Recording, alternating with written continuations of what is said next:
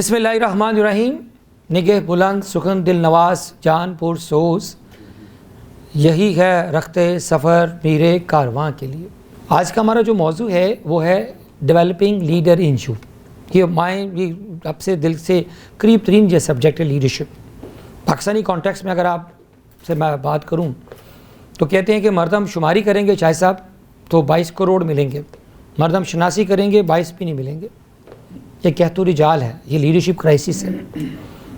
कहते हैं कि गूगल पे हर 6 मिनट के बाद एक किताब जो है लीडरशिप के ऊपर अपलोड होती है आफ्टर 6 मिनट्स, और इतना लिटरेचर लिखा जा चुका है ये लीडरशिप के ऊपर कि आपके पास टाइम ही नहीं होगा, ज़िंदगी में आपको इतना वक्त नहीं होगा कि आप इस किताब को, ये लीडरशिप को ये पढ़ सकें।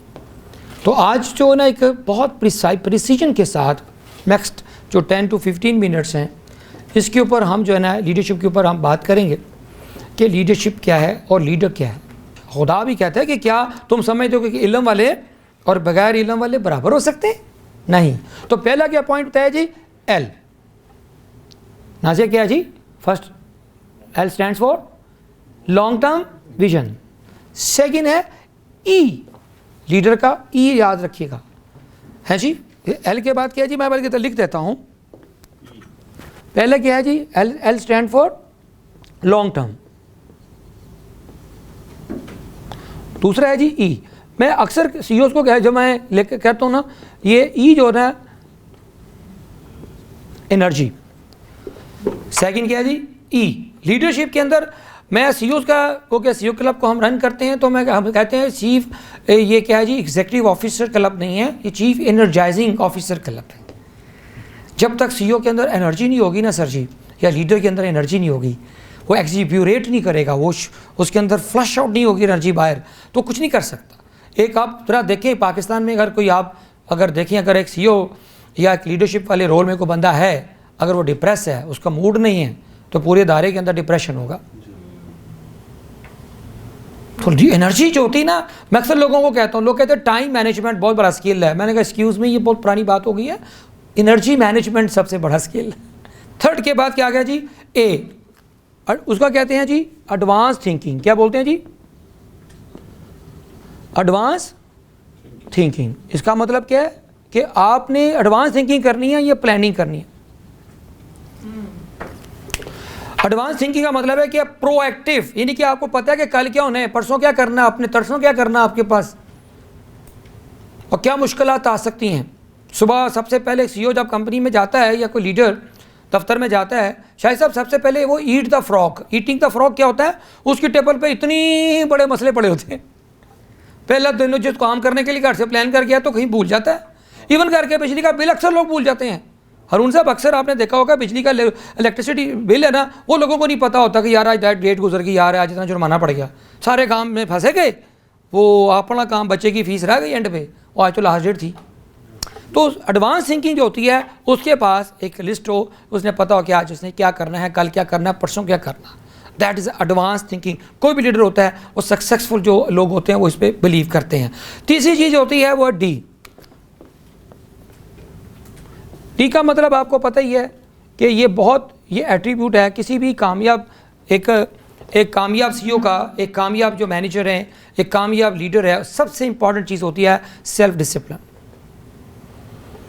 नाजिया, सबसे इंपॉर्टेंट चीज़ क्या जी? डिसिप्लिन।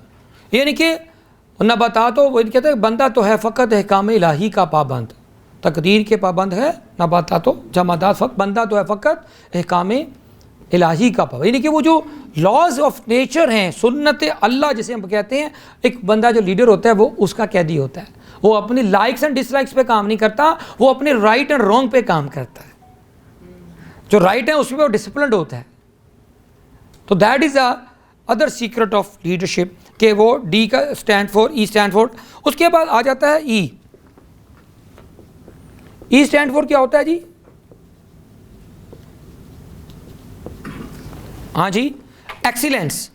कि वो जब भी कोई काम करता है वो मीडियोकर नहीं करता, वो अपने स्टैंडर्ड्स की तरफ जाता है, क्वालिटी की तरफ जाता है, स्टैंडर्ड सेट करता है, दुनिया उसको फॉलो करती है स्टैंडर्ड्स को। दुनिया में मेरा काम नहीं बिकता, मेरे स्टैंडर्ड्स बिकते हैं। मेरी क्वालिटी बिकती है। हारून साहब मुझे नहीं पसंद करेगा कभी जाने सर कौन, उन्होंने कहा जी आप जो चीज़ दे रहे हैं उसमें क्वालिटी स्टैंडर्ड्स हैं और एक्सेप्टेबल है। क्या आपके घर में स्टैंडर्ड्स बनाए आपने? शायद साहब आप कारपेट्स देते हैं, एक्सीलेंस बिकती है सर। ट्रस्ट तो अगला चीज़ है, पहले ट्रस्ट उस पर कायम होगा अगर वो एक्सीलेंस होगी। ट्रस्ट पे अगला स्टेप है, खाली ट्रस्ट पे नहीं होगा। और ट्रस्ट के अंदर इनबिल्ट है कि ये एक्सीलेंट है। उसके बाद आर आ जाता है जी। हाँ नाजी, आर का मतलब क्या होता है? इधर नहीं देखना। रिस्पॉन्सिबिलिटी। नाजी रिस्पॉन्सिबिलिटी को क्या पढ़ते हैं आप? नहीं, आज चेंज कर लें खुदा के लिए। ये बड़ा आम सा लफ्ज़ है रिस्पॉन्सिबिलिटी, रिस्पॉन्सिबल बंदा नहीं है। नहीं, आज से आपने रिस्पॉन्सिबिलिटी का मतलब है जो लीडर होता है कि एबिलिटी को पीछे ले जाएं, रिस्पॉन्स आगे कर दें, एबिलिटी आगे से इरेज कर दें और पेक पे ले जाएं। तो क्या बनेगा? Ability to respond. रिस्पॉन्स का मतलब है ability to positively in negative situation. Sir this is real responsibility. आगे चलते हैं जी। रिस्पॉन्सिबिलिटी के बाद एक बहुत बड़ा चीज़ है जी, लीडर हो गया, अब उसके बाद लीडरशिप आ जाता है। एस का मतलब होता है जी, मैं समझता हूं कि वो लीडर बन ही नहीं सकता जो कुर्बानी नहीं देता। सर उसको अपने वक्त की कुर्बानी, अपनी फैमिली, घर बार, दोस्त यार, बड़ी कुर्बानी देनी पड़ती है अपने असूलों के लिए। इसलिए मैंने क्या बोला, पहला टाइम लफ्ज़ ही बोला था कि लीडर्स जो होते हैं ना, सीईओ वगैरह लीडर्स होते हैं, they are very lonely people. They are very lonely people sir. कुर्बानी है सर। कई दफ़ा आपको बड़े बड़े चीज़ों की कुर्बानी देनी पड़ती है अपने असूलों के लिए। You have to stand alone. फिर जाके कहीं वो आता है कि मैं अकेला चला था जानबे मंजिल, मगर लोग साथ आते गए, कारवां बनता चला। तो सेक्रीफाइस बहुत बड़ा एबिलिटी है। ये सेक्रीफाइस के बगैर आप कभी कुछ नहीं बनते। आपको वही जिसे हम कहते हैं ना, कंफर्ट जोन के साथ दुश्मनी होती है किसी अच्छे लीडर की, किसी अच्छे सीईओ की, किसी ऐसे एंटरप्रेन्योर की।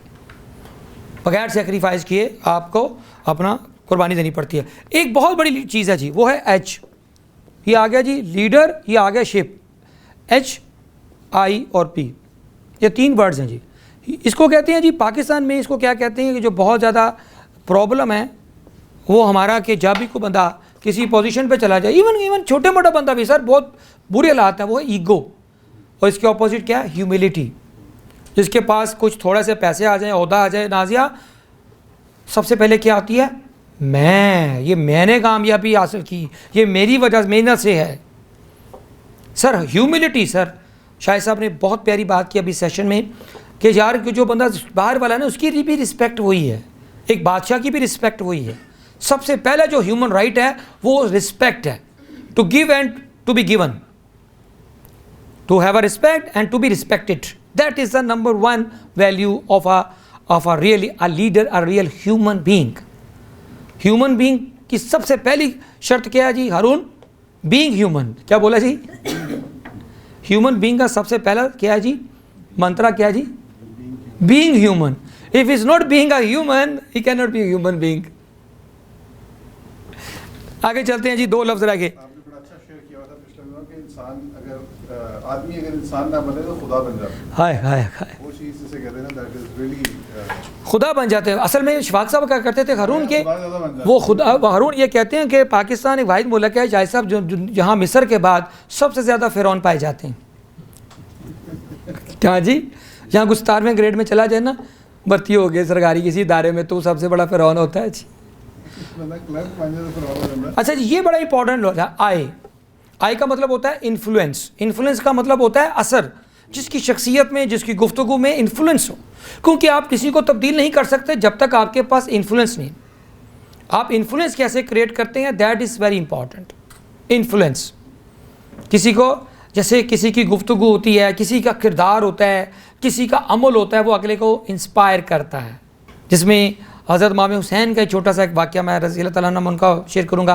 जब वो वज़ू कर रहे थे तो साथ वाला गलत वज़ू कर रहा था। उन्होंने कहा जी आप मुझे वज़ू करना सिखा दें। उन्होंने कहा जी अच्छा तुम करते जो मैं देखता जाता। उन्होंने सही वज़ू किया तो उसको शर्मिंदगी का एहसास हुआ, कहा नहीं, खुद देख के कहा कि नहीं यार वज़ू ऐसे किया जाता है। ये छोटी छोटी ऐसी चीज़ें हैं कि यार जो किरदार होता है वो इन्फ्लुएंस करता है सबसे। अमल, जैसे आपने कपड़े की यहूदी की बताई, जब आप लंदन में थे शायद साहब, तो 3 गज़ का बजाय वो 3.25 गज़ कपड़ा देता था और हम मेरा ख्याल 3 गज की बजाय 2.25 गज देते होंगे। तो वो जो होता है कि जब आप अपने अमल से किसी को दिल जीतते हैं, that is a leadership, that is a real leader.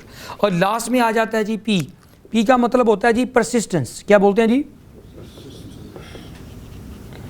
मेरा ख्याल है ये सबसे बड़ी क्वालिटी है। अगर किसी लीडर के अंदर, किसी सक्सेसफुल CEO के अंदर अगर सबसे बड़ी क्वालिटी अगर देखी जाए तो वो क्या है जी? परसिस्टेंस। परसिस्टेंस का मतलब होता है मुस्तकिल मिजाजी। दूसरे लफ्ज़ों में क्या कहते हैं? इस्तकामत। और हारून असल लफ्ज़ क्या है? इस्तकामत में करामत है। क्या बोला? ये जादू है, इट इज़ अ मैजिक।